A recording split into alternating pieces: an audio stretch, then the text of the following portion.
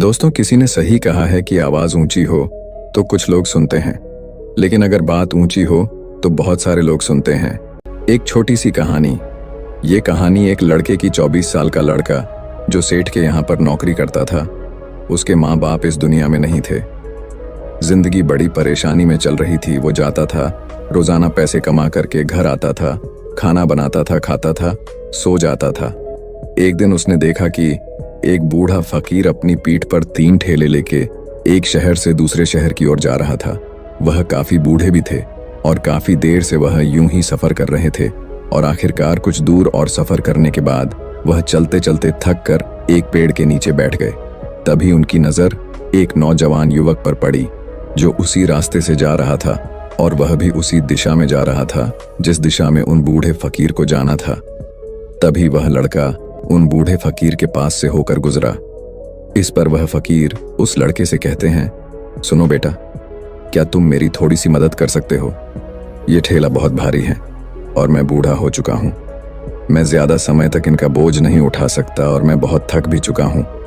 तो क्यों ना तुम मेरे एक ठेले को ले लो और मुझे उस दूसरे गांव तक पहुंचा दो। इसके बदले में मैं तुम्हें 3 स्वर्ण मुद्राएं दूंगा।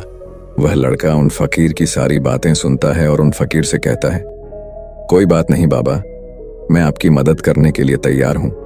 कहिए आपको कहां जाना है? ऐसा कहकर उस लड़के ने उन फकीर का एक ठेला उठा लिया और अपने कंधे पर ले लिया। तभी उस जवान लड़के को यह एहसास हुआ कि यह ठेला तो सचमुच बहुत भारी है। वह लड़का और फकीर दोनों रास्ते में आगे की ओर बढ़ चले। कुछ दूर आगे चलने के बाद देखते ही देखते वह गांव खत्म होने लगा और अब एक सुनसान रास्ता आगे की ओर जा रहा था। वे दोनों अपने मार्ग में मस्त होकर आगे की ओर बढ़ रहे थे। जब भीड़ से पूरी तरह से अलग हो गए तो वह लड़का उन फकीर से कहता है, बाबा, इस ठेले में आखिर ऐसा क्या रखा है जो ये ठेला इतनी वजन है? इस पर वह फकीर आदमी उस लड़के को जवाब देते हुए कहते हैं, कुछ नहीं बेटा, बस इसमें तांबे के कुछ सिक्के भरे हुए हैं, इसी कारण ये ठेले में बहुत वजन है।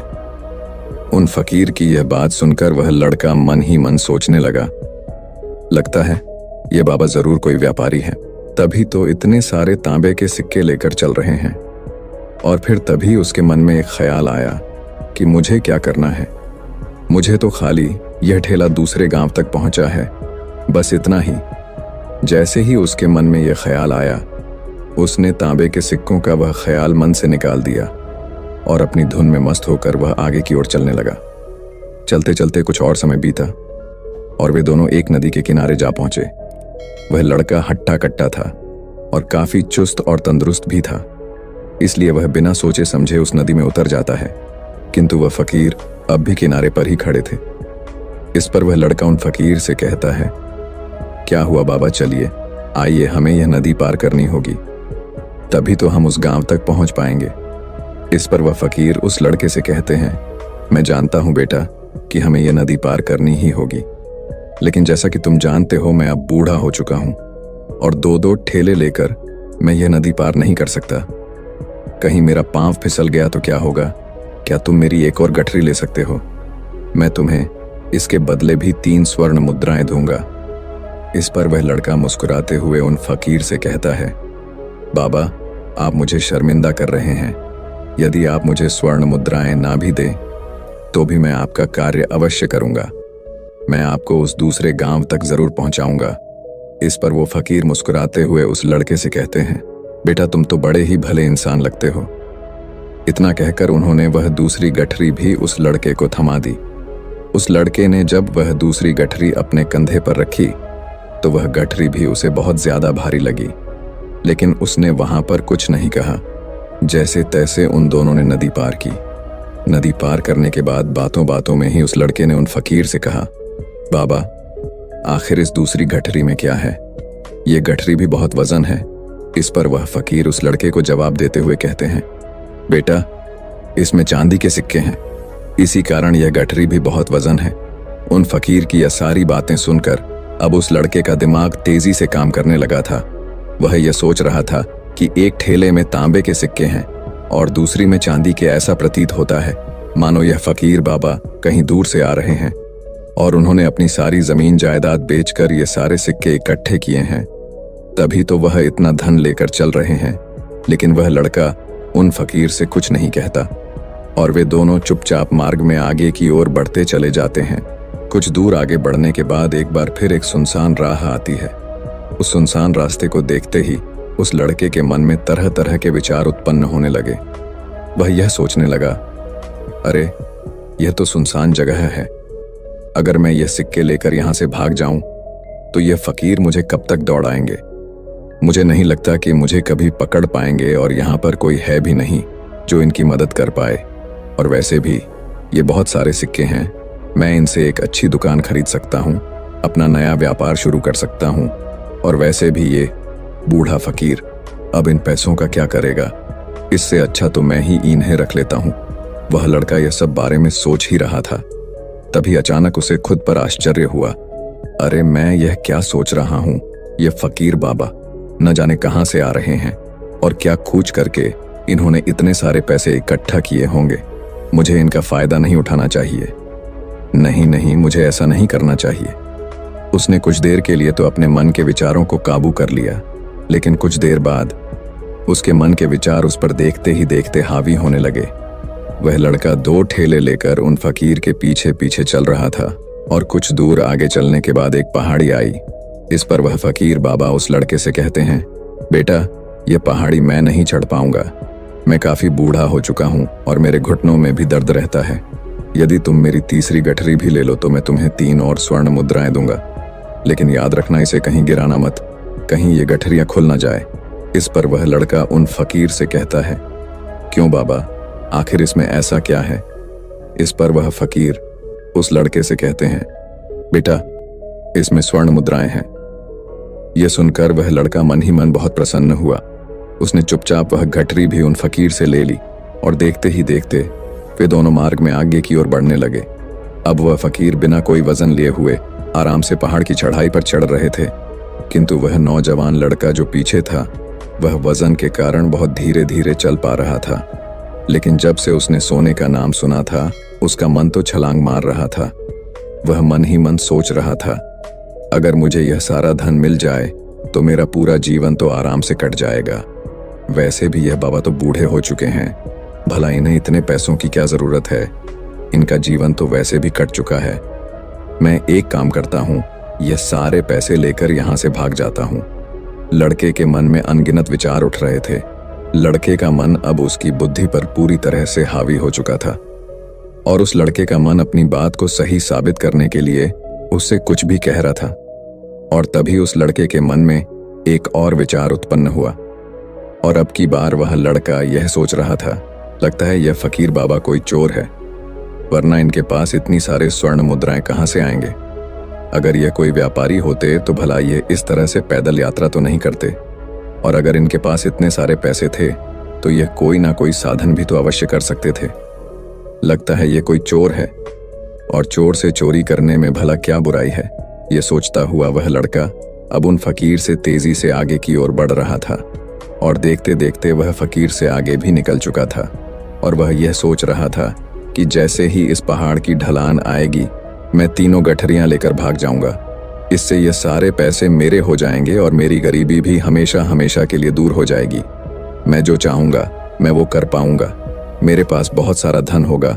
और देखते देखते वह दोनों पहाड़ की चोटी पर पहुंच गए और अब ढलान का रास्ता शुरू होने वाला था। तभी वह लड़का उन फकीर से नजरें बचाकर वह 3 गठरियां लेकर भागता हुआ आगे बढ़ गया। अब उसे अपना शरीर बहुत हल्का महसूस हो रहा था, मानो उसे उन 3 ठेलों का वजन तक न मालूम पड़ रहा हो। काफी दूर दौड़ते दौड़ते किसी तरह से वह अपने आप को बचते बचाते अपने घर पहुंचा। उसकी खुशी का कोई ठिकाना नहीं था। उसने सोचा, क्यों ना मैं जल्दी जल्दी इन गठरियां में से वो सारे पैसे निकाल लूं। यह सोचकर जब उसने गठरियां खोली तो पहली गठरी में उसे लोहे से जंग भरे हुए सिक्के मिले। यह देखकर उसे यकीन नहीं हुआ। इस पर उसने फटाफट दूसरी गठरी भी खोल डाली, उसमें भी उसे लोहे के जंग लगे हुए सिक्के ही निकले। यह सब देखकर वह लड़का बड़ा हैरान था। आखिर यह सब क्या हो रहा है? उन फकीर ने तो मुझसे और ही कुछ कहा था। अब उसने वह सोने वाली गठरी खोली और उसमें भी लोहे के जंग लगे हुए सिक्के ही निकले। यह देखकर वो लड़का बड़ा क्रोधित हुआ। उसने सोचा, उन फकीर ने मुझसे झूठ क्यों कहा? उन्होंने मुझसे ऐसा क्यों कहा कि एक में तांबे के सिक्के हैं, एक में चांदी के और तीसरे में स्वर्ण मुद्राएं हैं? वह यह सब सोच ही रहा था कि तभी उसकी नजर उस थैले में पड़े एक पत्र पर पड़ी। उसने वह पत्र उठाया और उस पत्र में लिखा था, यह पूरा नाटक ईमानदार व्यक्ति की खोज करने के लिए रचा गया है और मैं इस राज्य का राजा हूँ। मेरी कोई संतान नहीं और इसीलिए मैंने यह षड्यंत्र रचा है ताकि मैं अपने राज्य में किसी एक ऐसे ईमानदार व्यक्ति की खोज कर सकूं जो मेरे बाद इस राज्य का राजा बन सके और इस राज्य भार को संभाल सके। और इस राज्य का भार वही संभाल सकता है जो पूरी तरह से ईमानदार हो, जिसके मन में किसी प्रकार का कोई लालच ना हो। इतना पढ़ते ही वह लड़का जोर जोर से चिल्लाने लगा। वह सर पकड़कर बैठ गया। वो यह जानता था कि यदि वह अपने मन के विचारों पर काबू कर लेता तो उसका जीवन संवर सकता है, लेकिन वह अपने मन के विचारों पर काबू नहीं कर पाया। दोस्तों, महात्मा बुद्ध कहते हैं कि मन ही सब कुछ है। आप जो सोचते हैं वही बनते हैं। इसलिए आपका सबसे बड़ा दुश्मन भी आपको उतना नुकसान नहीं पहुंचा सकता जितना कि आपके मन के यह अनियंत्रित विचार पहुंचा सकते हैं। महात्मा बुद्ध कहते हैं, अपने भीतर ध्यान से देखो।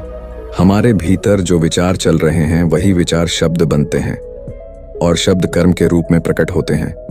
बार बार दोहराने पर कर्म बर्ताव में बदलता है और धीरे धीरे समय के साथ बर्ताव चरित्र में परिवर्तित हो जाता है और यही चरित्र हमारे भाग्य का निर्माण भी करता है।